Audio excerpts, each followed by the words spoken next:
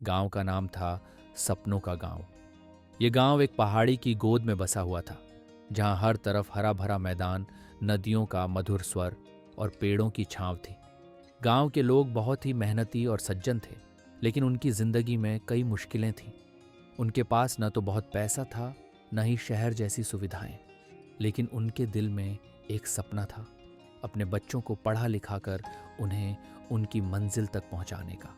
गांव के बीच में एक छोटा सा स्कूल था, जहां एक ही टीचर पढ़ाते थे, पंडित जी।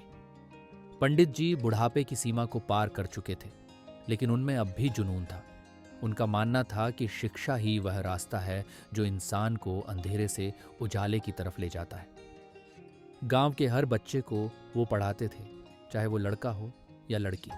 उनका कहना था, पढ़ाई में ही असली ताकत है। अगर तुम पढ़ोगे लिखोगे तो अपनी जिंदगी बदल सकते हो। गांव में एक लड़की थी, जिसका नाम था राधा। राधा की उम्र 12 साल थी और वो पंडित जी की सबसे मेहनती शागिर्द थी। उसके माँ बाप किसान थे और उनके पास इतना पैसा नहीं था कि वो राधा को शहर भेजकर पढ़ा सकें। लेकिन राधा के दिल में भी एक सपना था। वो डॉक्टर बनना चाहती थी। वो अपने गांव के लोगों का इलाज करना चाहती थी, क्योंकि गांव में एक भी डॉक्टर नहीं था और बीमारियों के वक्त लोगों को शहर जाना पड़ता था। एक दिन राधा ने पंडित जी से पूछा, पंडित जी, मैं डॉक्टर कैसे बन सकती हूँ? मेरे पास न तो पैसा है, न ही कोई रास्ता दिखता है। पंडित जी ने मुस्कुरा कर कहा, राधा, अगर तुम्हारे दिल में सपना है और तुम मेहनत करोगी तो कोई भी मंजिल मुश्किल नहीं है। तुम्हें बस अपने सपने को पकड़ना है और उसे पूरा करने की कोशिश करनी है। राधा ने पंडित जी की बात को दिल से लगा लिया और अपनी पढ़ाई में और भी मेहनत करने लगी। वो हर दिन सुबह 4 बजे उठकर पढ़ती थी और स्कूल के बाद घर के काम करती थी। उसके माँ बाप भी उसे देखकर बहुत खुश थे और वो चाहते थे कि उनकी बेटी अपने सपने को पूरा करे। एक दिन गांव में एक नई मुश्किल आई। गांव के करीब एक फैक्ट्री लगने वाली थी, जिससे गांव की जमीन और पानी दूषित होने का खतरा था। गांव के लोग बहुत परेशान थे, क्योंकि उनकी जिंदगी का सहारा ही वो जमीन और पानी था। अगर यह दूषित हो जाता तो उनका क्या होगा? राधा ने यह सुना और उसे समझ में आया कि अगर गांव की जमीन और पानी खतरे में है तो उसका सपना भी अधूरा रह जाएगा। उसने सोचा कि इस समस्या का हल निकालना होगा।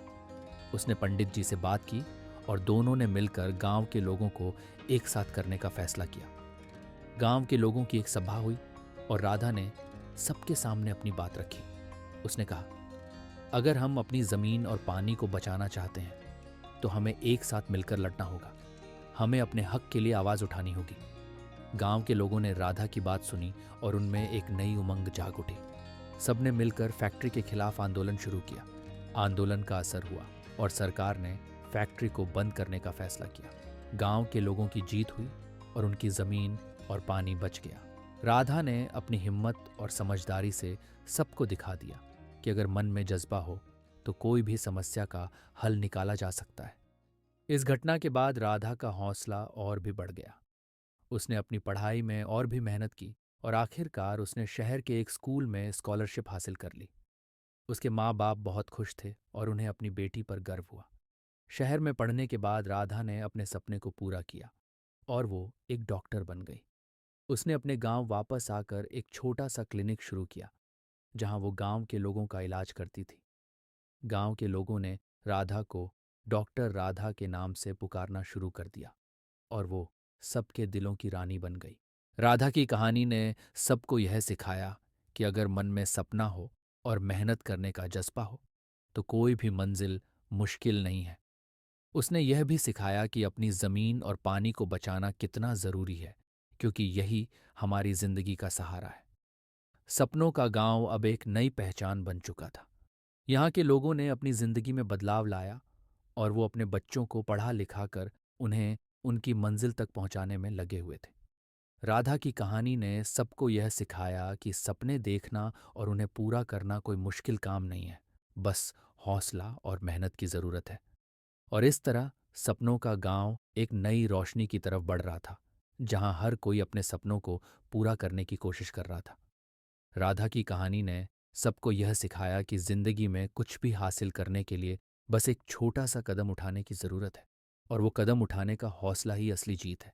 इस कहानी से यह सबक मिलता है कि जिंदगी में सपने देखना और उन्हें पूरा करना कोई मुश्किल काम नहीं है।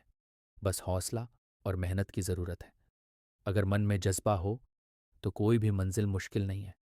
अपनी ज़मीन और पानी को बचाना भी उतना ही ज़रूरी है, क्योंकि यही हमारी ज़िंदगी का सहारा है।